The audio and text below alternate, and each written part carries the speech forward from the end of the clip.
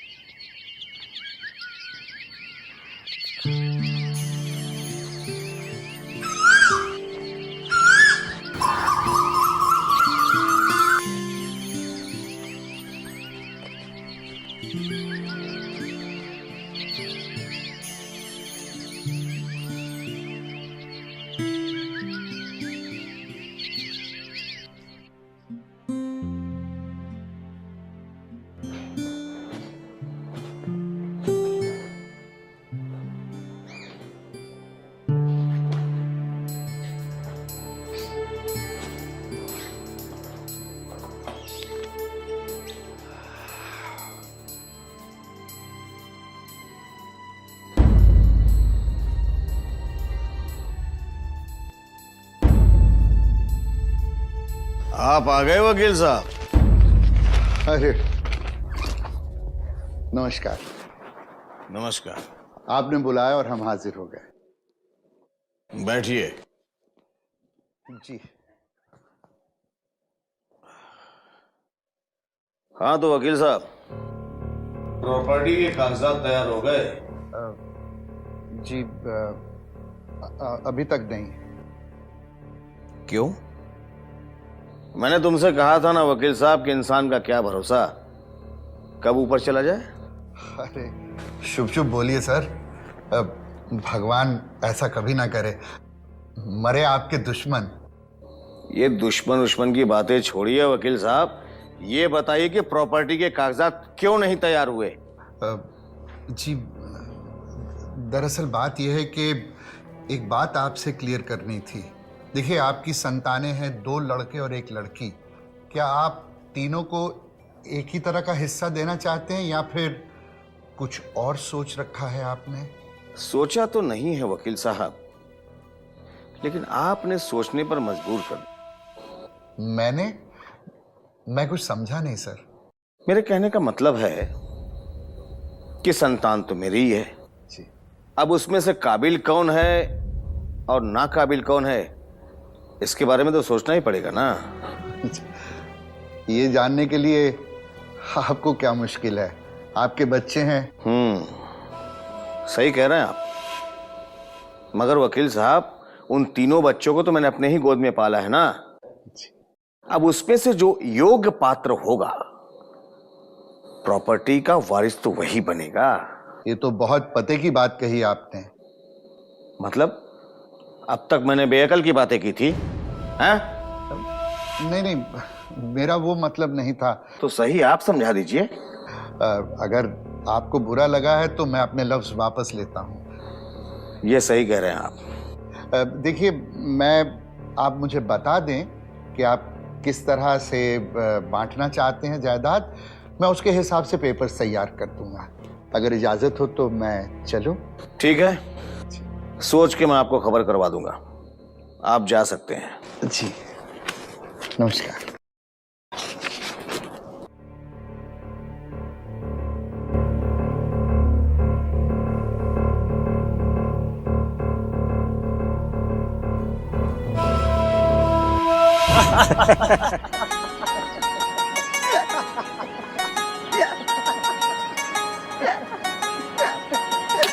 यार सबरजीत, बातें तो बहुत हो गई, अब मुझे भूख लगने लगी है। आपने मेरे मन की बात छीन ली भैया। भूख तो मुझे भी लगी है। भूख तो मुझे भी लगी है। भवानी, तो ने खाना वगैरह बनाया कि नहीं? रसोईन तो घर की साफ सफाई में बिजी है, उसको फुर्सत मिलेगी तब तो कुछ बनाएगी ना। अरे तब तक हम क्या भूखे मरते रहेंगे? हाँ, चिंता क्यों करते हो भाई, आपकी छोटी बहन हाजिर है। थोड़ा सा इंतजार करो, मैं दोनों को अभी पका कर खिलाती हूँ।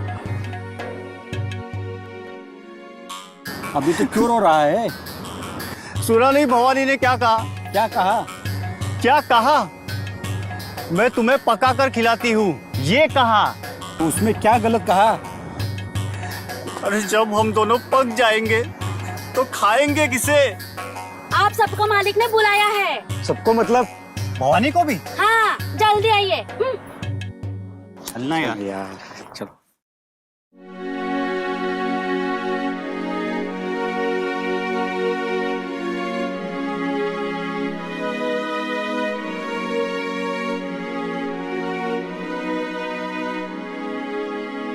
पापा, हम आ गए। भवानी कहाँ है? बोल तो दिया है पापा, आ रही है। क्या बात है पापा, क्यों बुलाया? मुझे सवाल पूछने वाले बेटे बिल्कुल पसंद नहीं। सॉरी पापा।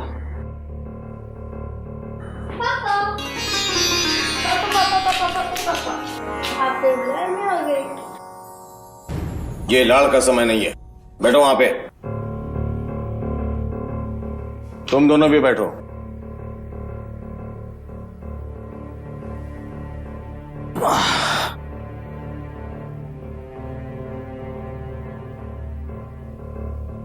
मैं तुम तीनों से एक सवाल पूछूं, तुम लोगों को एक एक करके उसका जवाब देना होगा, और उसका जवाब सोच समझ कर देना। क्या सवाल है पापा?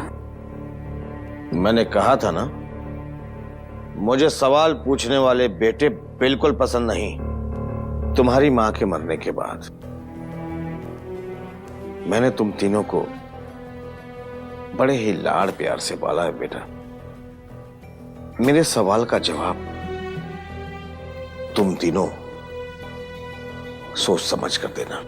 अच्छा रंजीत, ये बताओ तुम किसके भाग्य से खाते हो?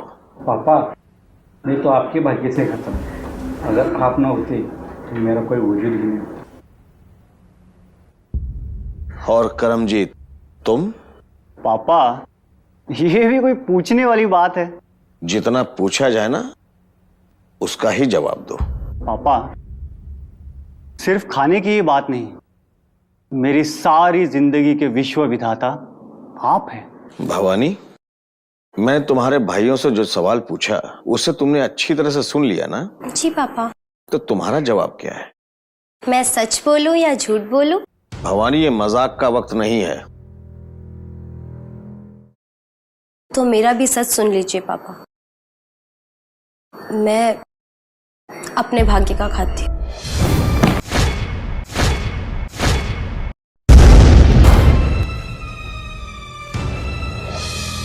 सोच समझ कर बोल भवानी।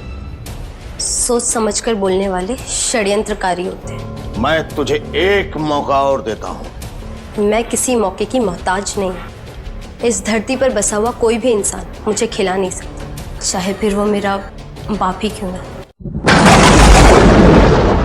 मगरूर लड़की, तूने मेरा मजाक उड़ाया है, मेरी परवरिश को गाली दी है तूने, मेरी अंतरात्मा को दुख किया तूने, मेरे सम्मान को ठेस पहुंचाया है।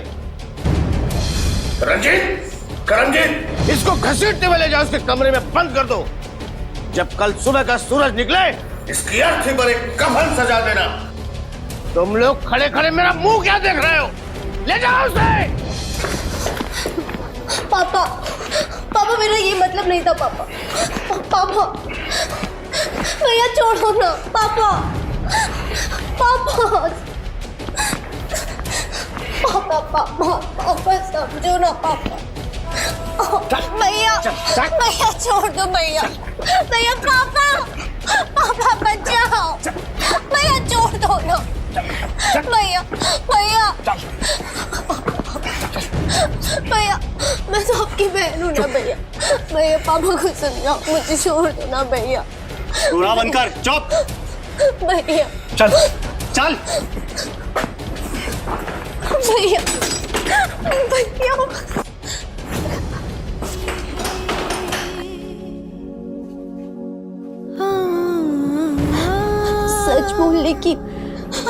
इतनी बड़ी सजा।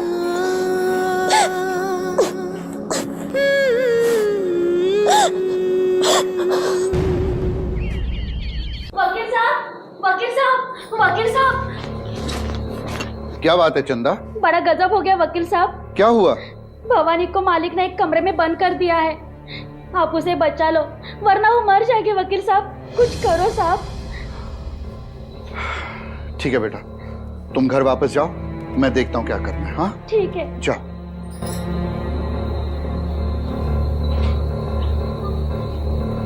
भवानी को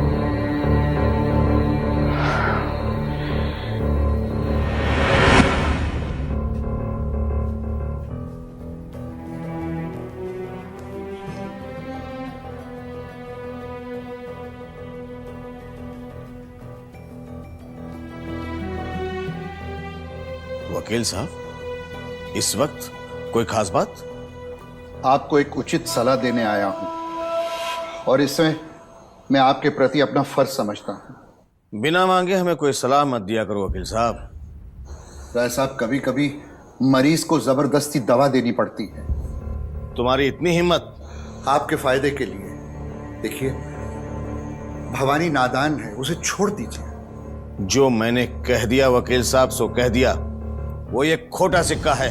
कभी कभी खोटे सिक्के ही काम आते हैं। कोई और उपाय कीजिए वरना आपको पछताना पड़ेगा।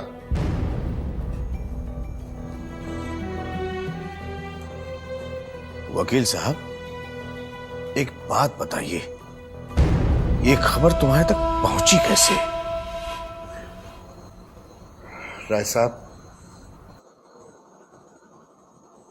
दीवारों के भी कान होते हैं।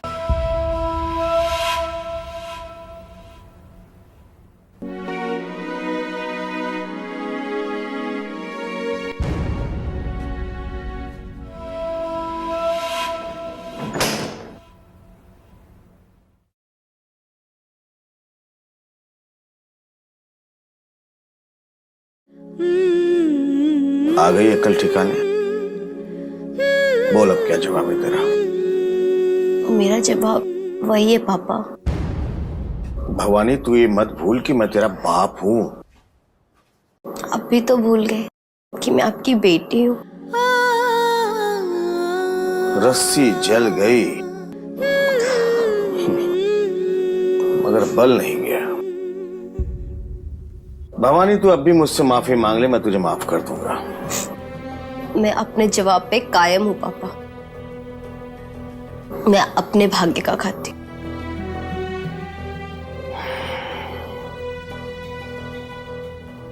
भवानी, अब मैं तुझे मारूंगा नहीं। मैं तुझे ऐसे नरक में ढकेलूंगा जहां से तू जिंदगी भर बाहर नहीं निकल पाएगी। फिर मैं देखूंगा कि तू किसके भाग्य का खाती है। पापा, आप जो भी सोचेंगे मेरी भलाई के लिए सोचेंगे, क्योंकि मैं आपकी बेटी हूँ। ना, मेरी कोई बेटी नहीं है।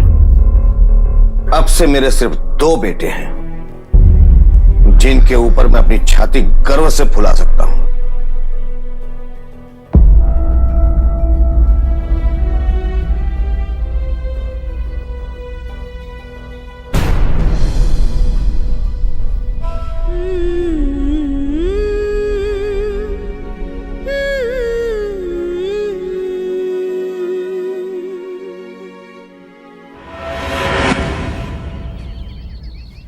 सुनिए, अगर मैं आपसे पूछूं कि आप इस समय कहाँ जा रहे थे, तो आप नाराज हो जाएंगे। तुम तो मेरी धर्मपत्नी हो, तुमसे भला मैं कैसे नाराज हो सकता हूँ। वैसे मैं अपनी तरफ से बता दूं कि मैं चंदन गांव जा रहा हूँ। धनपत राय जी ने बुलाया। अच्छा, तो ठीक है, ये आप मीठा ले लीजिए और ये दूध पी लीजिए।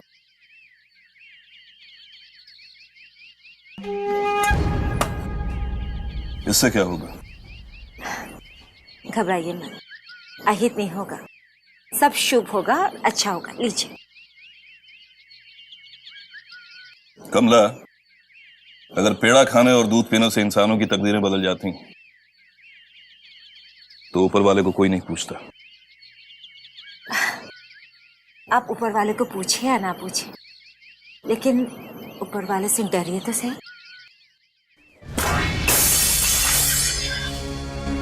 तुम मुझे डराना चाह रही हो? यही पत्नी धर्म है तुम्हारा? सुजान, यही मालिक। किधर मर गया तू? मेरे जूते कहाँ हैं? ये रहे मालिक। इन्हें पहनाएगा कौन? तेरा बाप?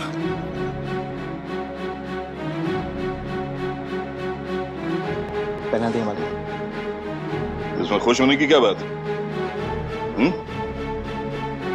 मालिक से नजरें मिलाता है कमबख्त।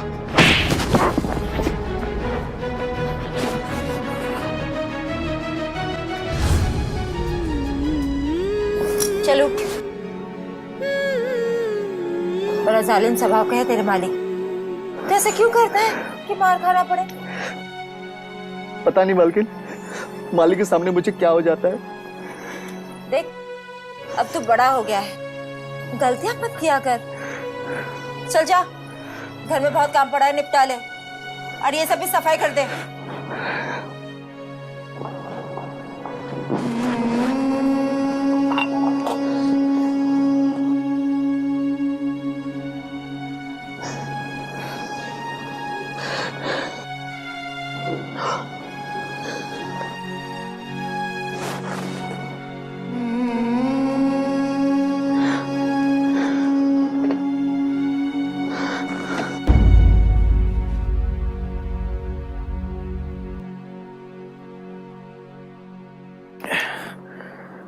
ये भानु प्रताप का भी फोन ना कभी स्विच ऑफ रहता है, कभी नेटवर्क से बाहर रहता है, कभी डेड रहता है। सुरेश, सुरेश! आपने मुझे बुलाया मालिक? नहीं, तुझे और कोई यहां दिखाई दे रहा है? नहीं तो मालिक। एक काम कर सुरेश, तू अभी धर्मपुर गांव चला जा और भानु प्रताप सिंह से कहना कि मैं मेरी बेटी भवानी की शादी तुरंत करना चाहता हूं किसी ऐसे लड़के के साथ जो दीनहीन, मूर्ख और पागल भी हो ना तो भी चलेगा। मुझे फौरन शादी करनी है। ऐसा जुल्म मत करो मालिक, वो आपकी बेटी है, बेटी। अच्छा, तू मुझे सिखाएगा? हैं? क्षमा चाहते हैं मालिक, गलती हो गई। चल जा, कोई न कोई लड़का लेकर फौरन आना यहां पे।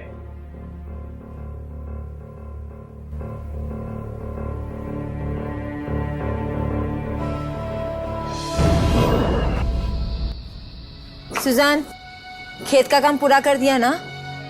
हाँ मालकिन, कर दिया। और वो फसल कटाई के बाद खलिहान में पहुंचा दिया कि नहीं? अपने हाथों से पहुंचा कर आए मालकिन। अच्छा अच्छा, ठीक है, जा, मालिक ने याद किया तुझे। जी मालिक।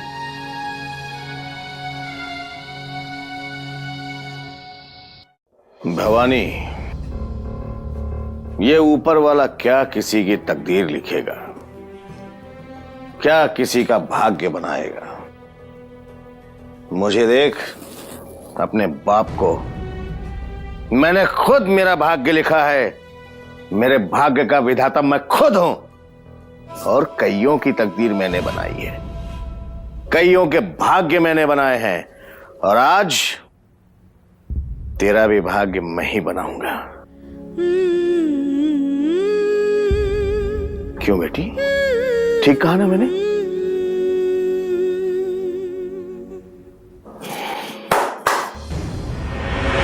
मालिक, आपने जैसा कहा था, आपके मित्र भानु प्रताप जी ने वैसा ही लड़का भेजा है। लड़का कहाँ है? ये रहा।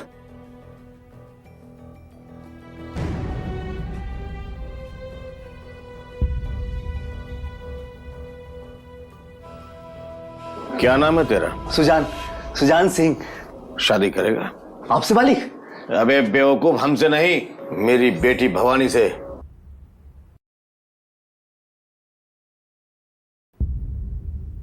आप तो बहुत अच्छी हैं, मैं आपसे शादी करूं? नहीं नहीं नहीं नहीं नहीं, वैसे ना आप हो बहुत अच्छी, मैं आपकी जिंदगी बर्बाद नहीं करना चाहता। और हाँ, आप भी ना उससे शादी मत करना। खामोश! अगर तूने भवानी के साथ शादी नहीं की तो भानु प्रताप को बोलकर मैं तेरी खाल खिंचवा लूंगा। नहीं नहीं मालिक, ऐसा मत करना। तो ठीक है, तेरी शादी तो पक्की भवानी के साथ। भवानी, तुझे कुछ कहना है इस लड़के के बारे में? शायद यही मेरा भाग्य है और मैं इसे स्वीकार करती हूँ। मन में सागर की गहराई, लेकर वो हरियाली आई, निखरा धरती का है आंचल, ये है उसकी मेहनत का फल। वहाँ सपनों की सौंधी पुरवा बहती है, जिस